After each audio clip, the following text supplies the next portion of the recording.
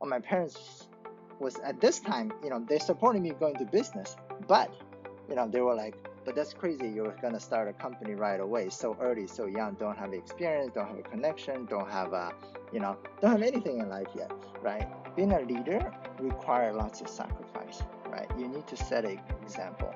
Even if you fail, at least you tried. You had the courage to do so. You took the risk, and and then you learned a lot, right? And then maybe try it again, right? Hi, wealth builders. Welcome to Invest with Prudence. I'm your host, Prudence Zhu, and today we have a very special guest, Eric Wang.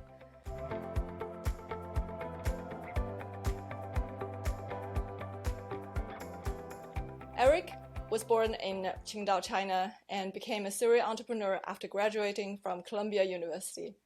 He is also a father to two little boys. Most recently, he sold his company and spending more time with friends and family while exploring what's next. So let's welcome Eric. Eric, thank you so much for being here. Thanks, Prudence, for inviting me. Of course. How is it there? You're in Europe right now, right? Yeah, it's good. It's the summer was quite hot, but now it's fall season now. So I think hopefully we get some good few months of weather here, and my family likes it. We always wanted to spend some time in Europe, and then since this is almost like my gap year, and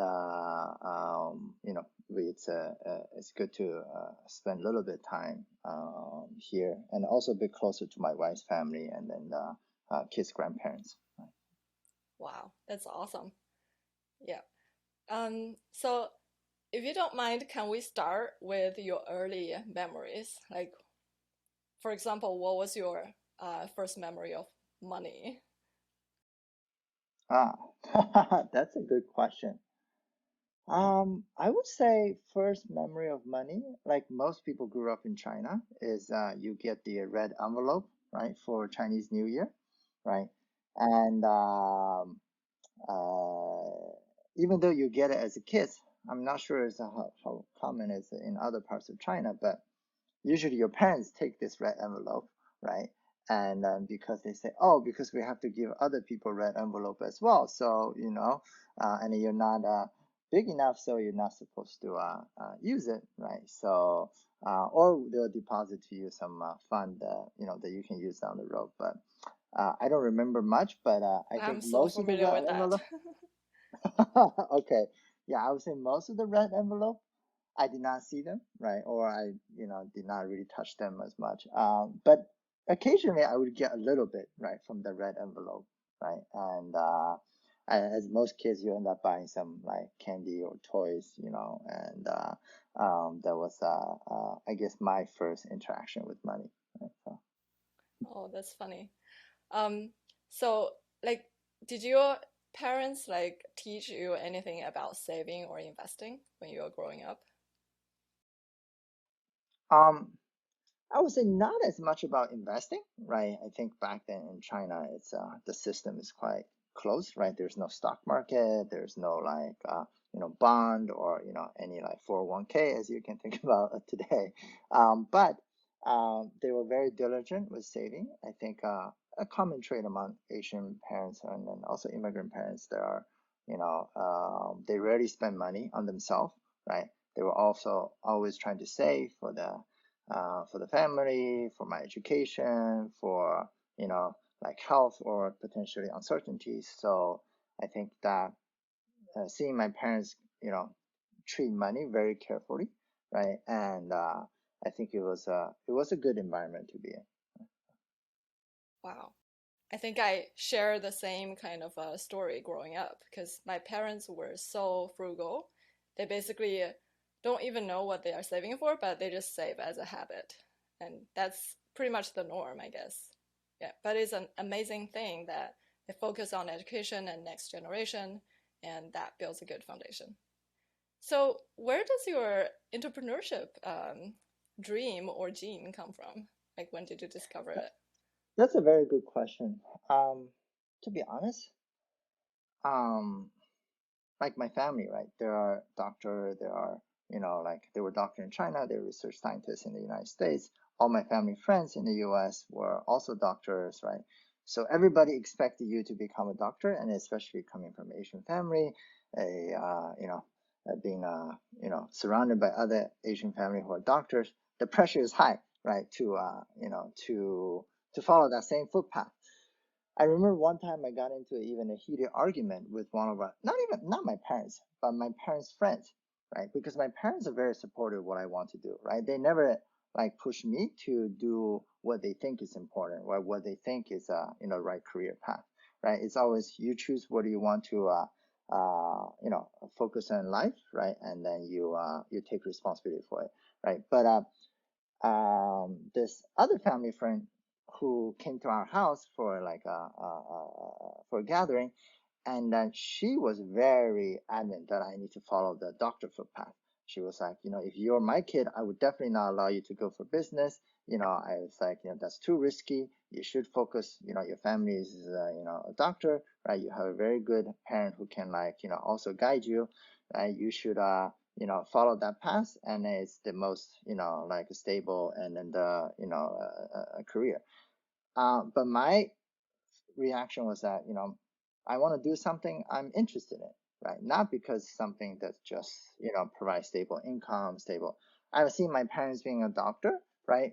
As much I respect, their profession, they're very, diligent, and then like, the patient loves them. But I also don't want to see the same problem over and over again in my life, right? So, when you are at least that's my reaction as a teenager, right? So I want to find something more exciting, right? Something that changes, right? Something that's more dynamic rather than seeing the patient with the same problem, like a year after year, right? And I think another component is maybe is I grew up in China, but also lived in Japan, right? And then like moved to the US. And I want to explore some international aspect of my, my upbringing, right? So I thought, oh, I want to do international business. That's what I want to do in high school. Could take advantage of my, cultural understanding, the language skills, as well as, my global DNA. And I find business more exciting, right? And because it's very dynamic, right? And also sky is the limit, right? Like to a certain extent, you come to America, there's a sense of optimism, right? Like the American dream, right? That you kind of you go pursue your own path, right? And then whether success or failure, right? You're responsible for it. Doesn't matter who your parents or what your background is. So yeah, I thought business was a good way to have that meritocracy, right? As well as leverage my international background, as well as it's more exciting to me, and hence my parents were super supportive, and they never once told me that I need to just be follow the I wouldn't even call it the easy path, follow the path that seems right, but in everyone else's eyes, right? So, That is really, really amazing. So there, I heard recently a joke like talking about immigrants. Like first generation is engineer, second generation is doctor or lawyer, and third generation is artist, and the fourth generation works at the gas station. But I think that's like just a joke, but it shows some aspects of reality, I guess. But I love your story. It's like entrepreneurship is as you said, the sky is the limit. It has like a huge growth potential, and the challenges will be the not the same every day. And that's actually a good pivot point. Like, how were the early days of um, startup business for you? Because you have many. yeah. Okay. So I would say like even though it's my high school type of mentality, what this is exciting, sky is the limit, you know, you you take your own risk. But once I started doing it, I realized this is really hard, right? And it's very risky. It's definitely very different than a more stable path, right? Like, let's say if you become a doctor or even become an engineer, right? Like especially being a business, entrepreneur, business co-founder, the uh, it's a lot of hustle, right? Because most people will say no, right, to your idea or whatever you want to do, right? Because most likely you'll fail, right? And statistics also backs that up, right? Like a 99% startup doesn't make it. Um, when I was doing this, my first startup, right, and well, my parents was at this time, they supported me going to business, but they were like, but that's crazy. You're gonna start a company right away, so early, so young, don't have experience, don't have a connection, don't have anything in life yet, right? And so I actually went back to China and to do that. My first startup, my parents was like, well, you haven't even lived in China for the last 10 years, right? So, and then you haven't worked there. How would you go about starting a company there? So everybody basically thought I was crazy, and then there's no way that you know things will work. And to a certain extent, most of them they were right, right? But um, I didn't feel like just because somebody tell me no, that means I shouldn't do it, right?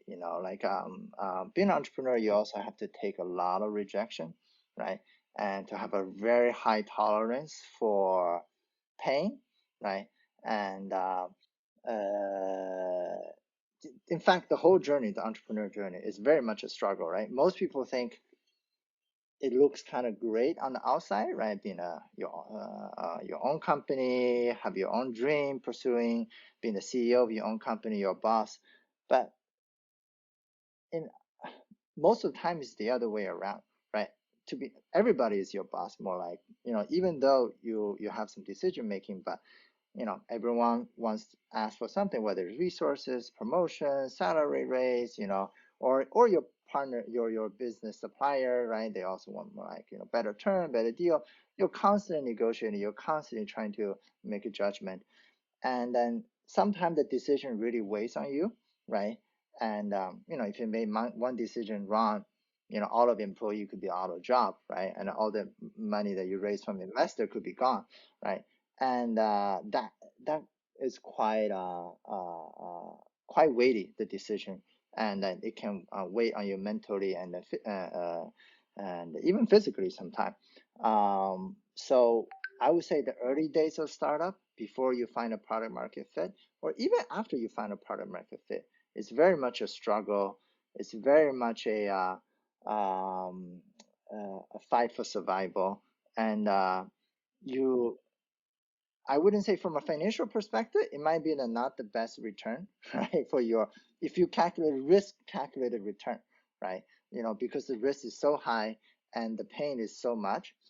But for those who are willing to go through it, right, and then to go through this journey and stick with it, you know, my experience that you gain a lot, right? Not just financially, right, but you gain the experience. Like I think I would never have to push myself that much or learn that much if I did not become an entrepreneur, right? So in hindsight, like I've gone through some failure as well, some it's very painful, even going through that, but it leads to where I am now, and I'm grateful, and I'm happy I took the path, the difficult path, right? So Yeah, it's a great achievement, but I mean, it is so difficult in the early days. It's like every day is a new world, and you have to explore and you have to keep going. So, what kept you going? Apparently, not the maybe the pain. I don't know. what keeps you going? I think that's a you need to be you need to have a little certain confidence in yourself, right? Even though you could be not sure where direction you're going, not sure if this will work out. Sometimes you cannot even you cannot share some of this emotion with your team or with your because your team is counting on you to deliver. You cannot show that you're hesitant, you're scared, or you're like but I would say have a sense of confidence in yourself, right? That things will work out, and that you'll find a way to, figure it out, and trust your instinct, trust your judgment, and trust that you're doing your best, right?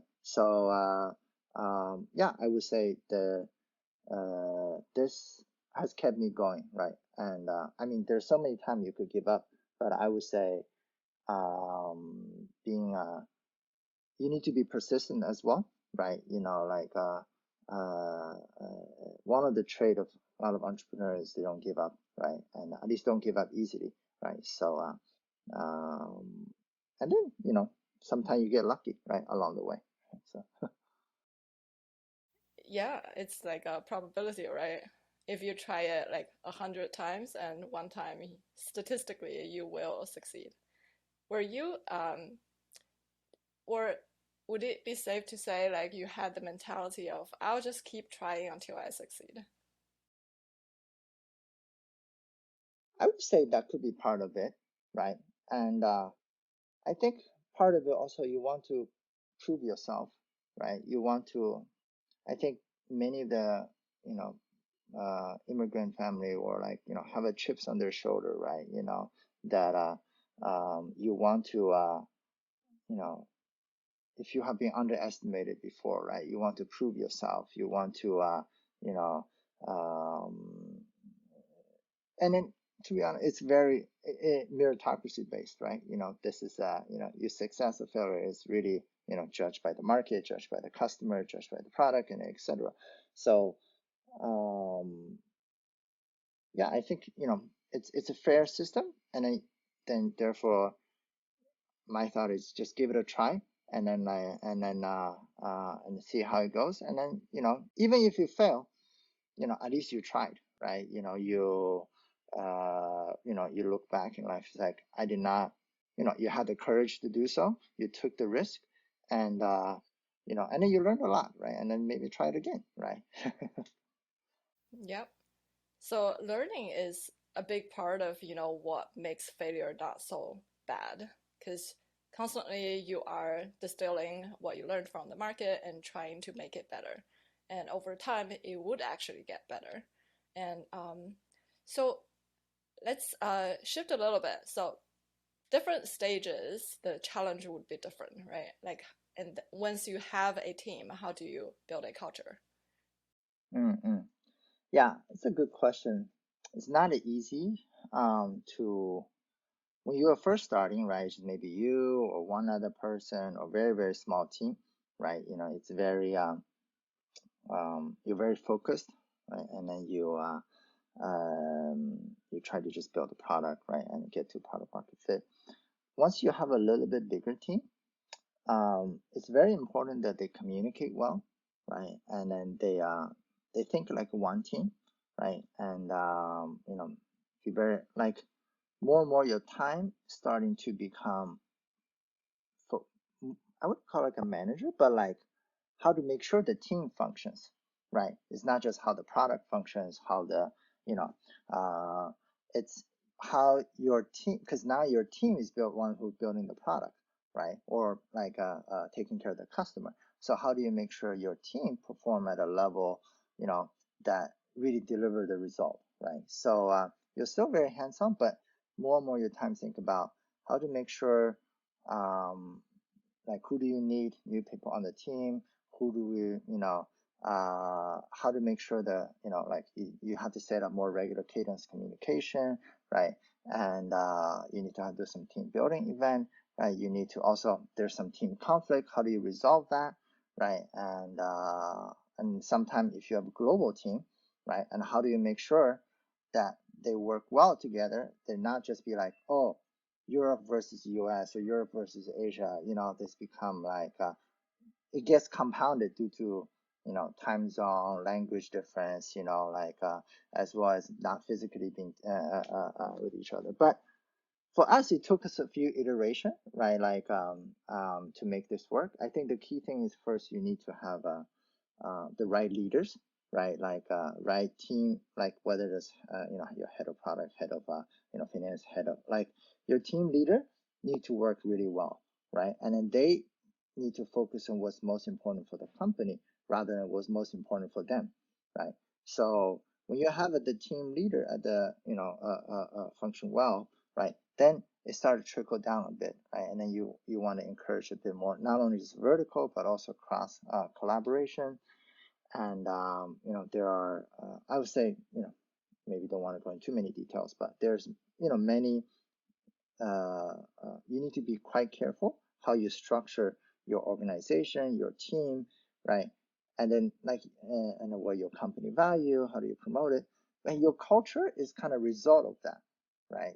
So yeah, my view is that you can't just, I mean, culture is a byproduct, right? But you can try to mold it, right, and shape it towards one. And then you need to pay more and more attention as your company grow, because as you scale up from like 10 people, 50 people, 100 people, right? You cannot get into like all the details, right? And then a lot of times the information come to you by the time it's too late, right? Then how do you build a culture? How do you build an organization? How do you build a team that can function and scale in that regard? So yeah, so that is more like a scale up phase. You need to spend some more time. Right? Wow. So, do you have a mission or vision for your the company you just sold? You're still like working for the transition, right?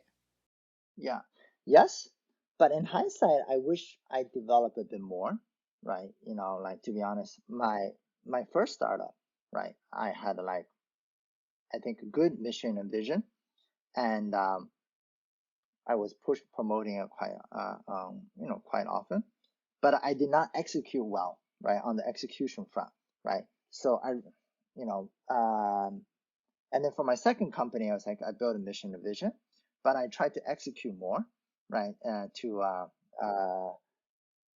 instead of just only focus on mission and vision sometime, without the execution. But in hindsight, I should have balanced it a little bit more, right? And then there was also a bit saying like, in the Bay or in the Silicon Valley company mission, there is a lot more focused mission vision. Sometimes there's European, like, there are a little bit more accessories there. So different culture contexts have a different also interpretation how much you should pitch the vision and mission. But I would say in the mid to longer term, as a founder, right, and as a CEO, you do need to be the guardian of the vision and mission, and and then pushing it, and then I wouldn't say I did great in my last startup on this topic, right? It's still a learning process, I guess. I guess the most Yeah, it's an iterating process. Yeah. yeah, yeah. So like on this front or so-called leadership front, like what did you learn and what are you applying today? Okay, let me think about for a sec. um you're always learning, right? Like being an entrepreneur, it's actually one of the most important skills. I keep learning, right? I think leadership, um there's a couple component, right? Like I would do leader versus manager, right? Like I think being a founder CEO, first and foremost, leading leadership, you need to inspire people, right? You need to inspire people to join you, right? Like, why do they have to change their career to go some really uncertain startup to take a pay cut, right? And do something that, with high probability not even work out, right? And they need to feel that X factor, right, from you, right? That mm, this is important, this whether that's important for the customer, for the industry, or for the, it needs to be um, that you need to motivate them and to get them excited, right? To get them, because you need to pitch your team to join you, your investor to join you, even your customer to give you a try, right? So I think part of that, I think, is being able to inspire other. um, I think second, being a leader requires lots of sacrifice, right? You need to set an example, right? You need to put the company interest ahead of your own interest, right? And um, for for instance, like I moved to Europe, right, because my company needed me here, right? Most of my market was here, right, and my team was here, but I was in San Francisco. Um, even though I would like to spend some time in Europe, but I thought it was too early, right? It wasn't the right time for us. And that means your family have to change the job, right? To move the kids and leave our home, right? To go somewhere completely new. But it was the right thing to do for the company. So even though my personal preference would be not to move to another continent, right? But because the company needed me, right? Therefore, it's the I need to make that decision, right? So like only if you sacrifice, and that means also sometimes your private time, you have to draw a line, but you have to, you know, otherwise the team, why would they follow you, right? If you do not, say put yourself out there, right? If that's they see you sacrificing, right, on behalf of the company, they themselves feel like, okay, I should do the same, I should at least, so inspire like by example, right, as well. Um, yeah, I would say like uh, third. I'm trying to think what would I think from leadership. Um,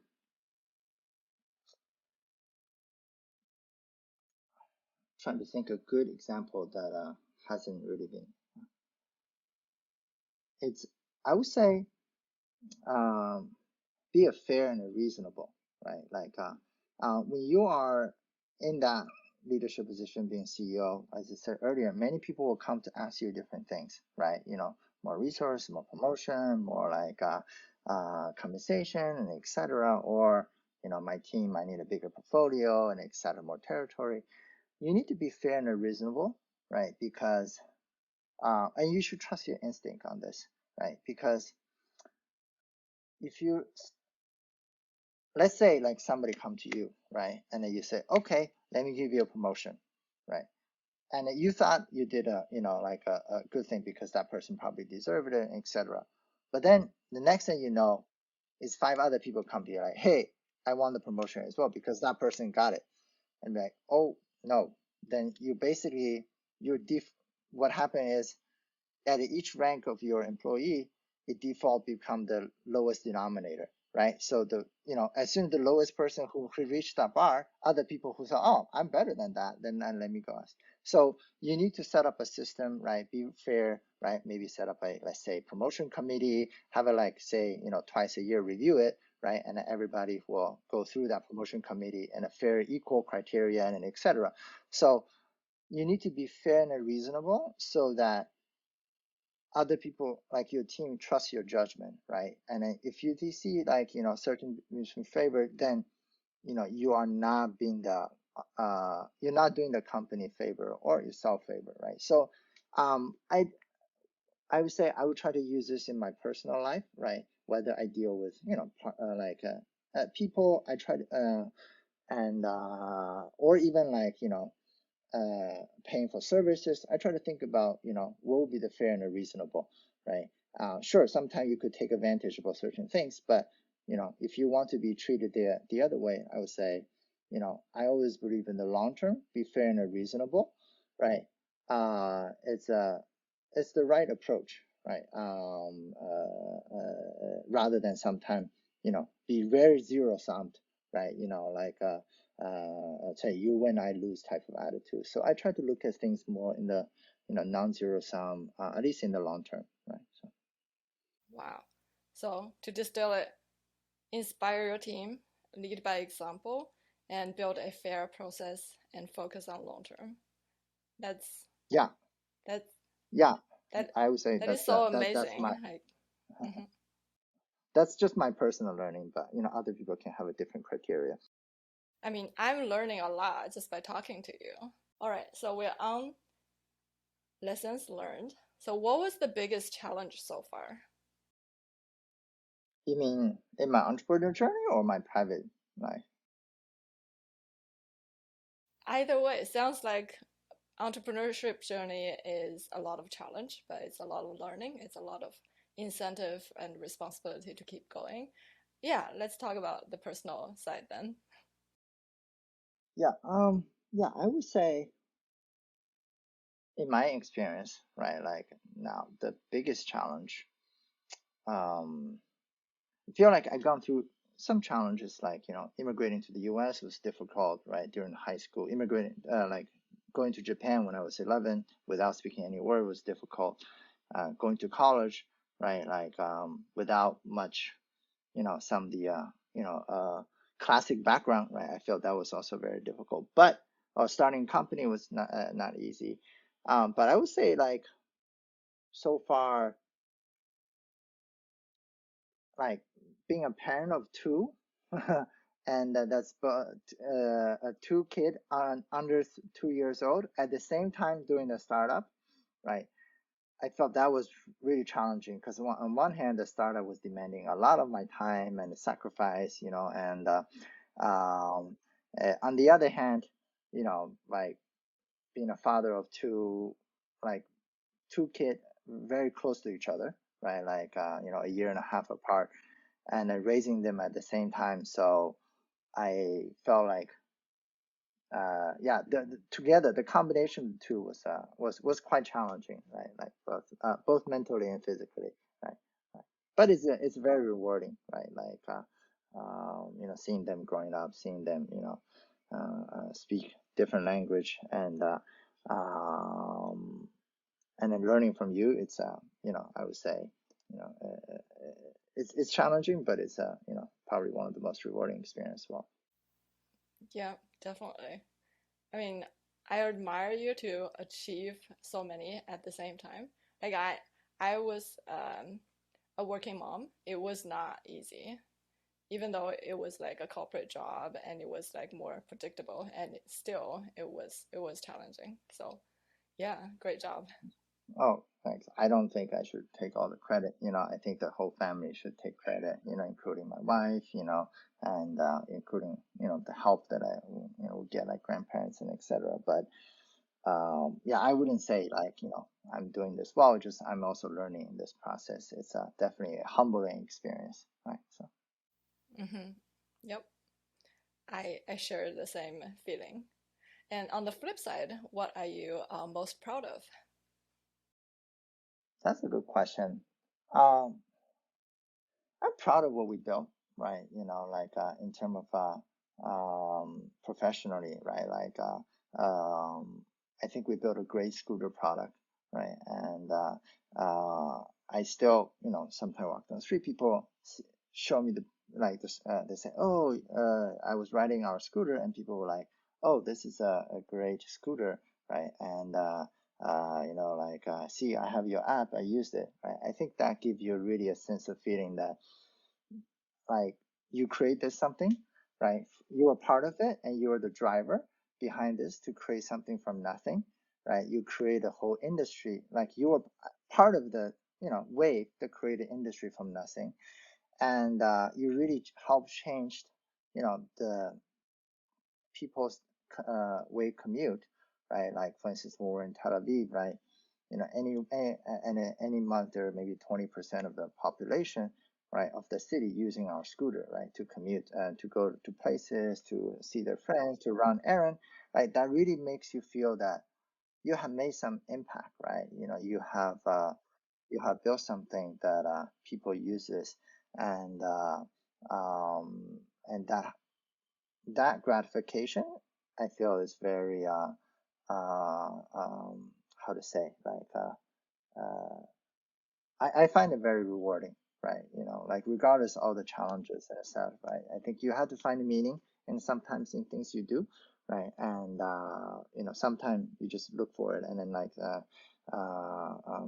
they can be amazing, right? But I would say, even at a like your regular job where you try to find a meaning in what you do, right? Like you probably can't find things that you're gratifying, right? You help a client to do something, or you are like a accountant or help the kind of audit the company really needed.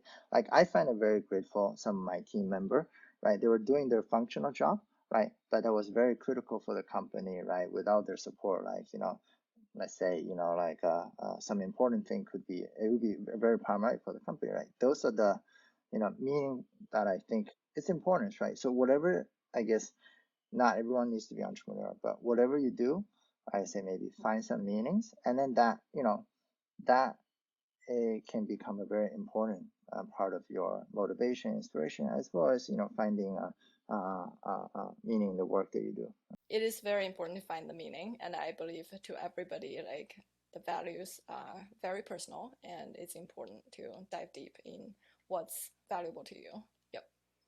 Um, so have you had any money mistakes, either on the company side or on the personal side?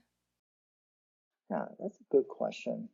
Um, I would say on the professional side, I am more risk taker, right? And because the nature of the work that I'm involved in the startup, right? On the financial side, I'm, you know, more, I haven't really maybe actively planned it, but it turned out I'm a little bit more conservative because, given that on one side is already so much risky, right? I have not actually invested in a lot of them, like very risky asset, although I did invest in a few startups and then etc. But um, and part of it is more like missing out on some things, right? Like I feel sometimes, given that I'm in startup, I feel like I have a lot of information about the industry, about the like I should invest it maybe more proactively in some of the good technology company that I've seen and are known to respect, and I know that they are doing well, right? Giving the just industry exposure. On the other hand, uh, how to say, being an entrepreneur, you sacrifice a bit, right? Like because you have to take a salary cut, like in compared to your market price and etc. So I feel like we maybe have missed out on some like a good let's say home appreciation and all that etc. Right? But um, I think it's a trade-off, right? Like to me the um, financial return was isn't the most important, right? It's finding something rewarding, and then hopefully financial return is a byproduct of it, right? And of course, you need to important to make sure you take care of your family, take care of your financial health, right? Like etc. But beyond that, I'm not too worried. Like I say, as long as you are you trust it, you have confidence in yourself, right? That you are a good person, you have good ability, right? That you will generate hopefully good financial return in the long run, right? For your family and for yourself, right? Yeah, I hear a lot of that sense of financial security would allow you to other opportunities and take risks. And for a lot of people, that's already like a difficult step to achieve. So definitely, like I feel money needs to contribute to your sense of security, and then that will open a lot of doors. It's good to have some like see to have that goal, right? Like financial security and etc. But don't make that the primary goal, right? Because once you achieved it, you suddenly feel like, oh, what's next, right? Like you may find some emptiness, and it should be a byproduct, right, of your like what find meaningful in life, right? What do I want to achieve? What do I want to do? That's and then focus on that, and then like if you do and then focus on it well, right? And if you are persistent, if you are like see it through all the ups and downs, like the financial aspect will come at some point, right? And as long as you work hard, diligent, and then and stick with it. Whereas if you just use that as a financial goal and then you didn't achieve it like as the way that you wanted, even though maybe say you achieve a lot, you didn't achieve, like then you might find a disappointment that's different. Whereas if you find a good meaning and you went for it and you got some good reward and it become a byproduct, right? Then it's how to say, then you don't feel maybe that sense of disappointment as so I don't know. This is just a personal like my personal view on this. Yeah, I see the truth in that. So definitely it is about the process, not the end goal. But in in the in my I believe in the process of achieving the end goal, you would learn a lot. It's not necessarily you realize the end goal or not. It's more about the process. So Yeah, definitely. Um, so you've transitioned basically because you sold the company. Like, what's a typical day like before and after? Um, that's a good question. I'm just in this process, right? Previously, the days are very, how to say, it can be anything given that, things are so dynamic, right? You thought you had a good day with a clear schedule, but all the things go wrong will require your attention or decision making, and you know, and then you can experience the highest high and lowest low, right? Because tend to be also because you're responsible, and also the worst thing can to come to you, right? Because then you have to make decision on those, right? And I would say those days are, like can be quite varied, and it can be quite challenging, right? Emotionally, right? And then sometimes you don't sleep well because of that. But I think with experience, you try to manage that a bit better. I think these days, I try to spend a bit more time with my family, and as well as some friends, right? And I try to I try to drop off my kids like at the daycare, in the morning, and I try to pick them up, or spend a little bit of time in the late afternoon or evening, right, with them, right, which was more like a luxury back then, right? And I would also still try to you know, like learn some new skills, right? Just personally, right? But talk to interesting people, right? And things that you wanted to do before, right? But you haven't had the time, and I would say, right? Like if, it, and see where this leads me next, right? So I don't. I would say the current schedule is much more, I would say, flexible, and then obviously you don't have the company to run, you don't have the sense of pressure, which I think is good in the short term. But maybe in the long term, you know, perhaps I don't see myself in this, right? Because um, to a certain extent, you find a meaning in the struggle, right? And then you want to achieve something, and so I think it's a nice break, but it's definitely not I would say long term for me for now. Right? Hmm. How do you plan for what's next, and do you have an idea?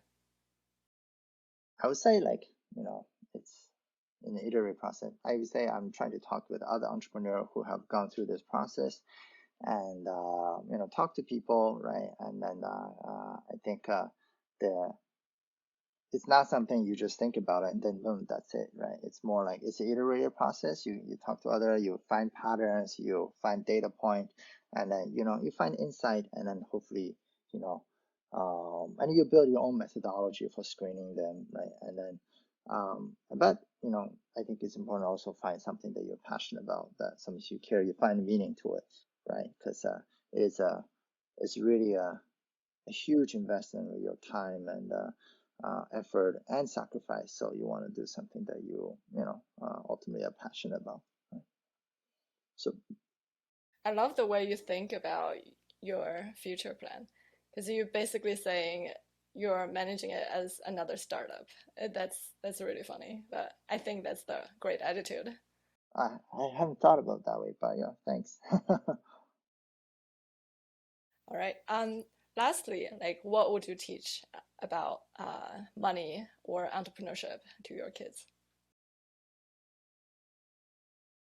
I think one of the things that I see, right, being currently in Europe, right, I see that a lot of the kids growing up here, right, they think their family's money is theirs, right? Their family's asset is theirs, right?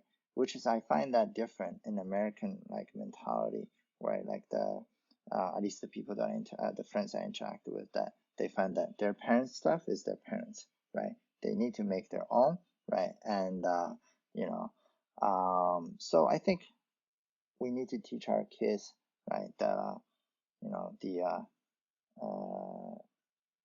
you need to make your own, like take your own responsibility, make your own, financial, and parents will support you to help your education, help you, but you know, you're on your own, right? Like you should have the right attitude and mindset, right, to go make your own, take your own responsibility in life, right? And then find the uh, the I wouldn't call it the reward, but like find the meaning, right, in that, right? And I think that's important for I want to teach to my kids, right? For instance, even these days, right, he wants to buy like two toys, right, out of even though you can afford it, but you shouldn't, right, indulge in these type of behavior, right, because they need to learn that it's not everything you want you can get, right, and regardless of the price, right, and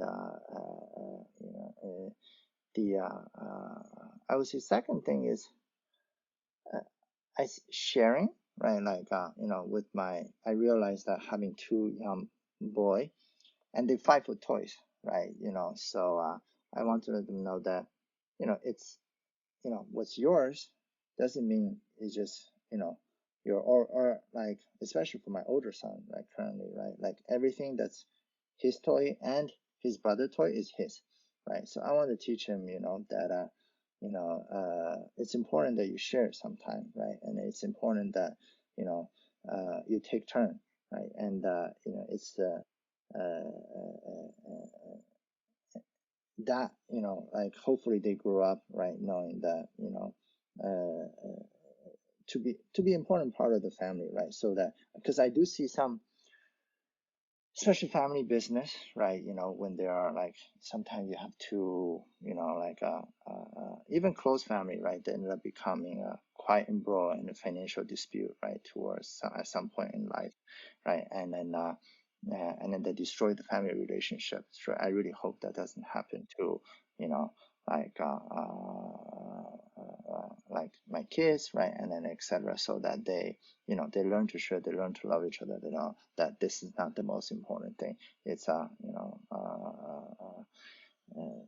yeah, I would say that that's the second. And then third, I mean, just in general, like to your audience or to like entrepreneurship, isn't maybe not the like it might not be the best, risk calculated return, right? If it's someone focusing on getting the best financial return, like maybe I wouldn't recommend to go for entrepreneurship because um, you will realize, the once you're in it, right, it might not be worth the risk rewarded return, right? Given that all the ups and downs, that you go through, right? Um, and it's not for everyone, but if you're willing to build something great, right, and willing to challenge yourself, willing to find make an impact, right, I think is a great way extend your extend your potential, reach your potential, and have a shot at building something great. Wow. Thank you. Thank you so much. That's a great lesson. And thank you for being such an inspiration and willing to share. So, Please take what I say with a grain of salt because I wouldn't consider myself successful or anything, and still in that learning process, and just happy to share just a little bit of my personal experience here, right? mhm. Like most recently, I heard a saying like success should be defined by having a worthy goal for the long run and executing and going, making progress towards that goal. And I believe that's in general a very great definition for success. And by that definition, I think you are very successful, like compared to most people. So yeah, Oh, thank no you. worry. I haven't, I wouldn't think myself that way, but just as Steve Jobs say, like stay humble, stay foolish, right? Stay hungry and stay foolish, right? So Thank you for sharing with us your story, Eric. If you want to learn more about how to build your financial success or entrepreneurship stories, please stay tuned on Invest with Prudence. Thank you and see you next time. Bye. thanks.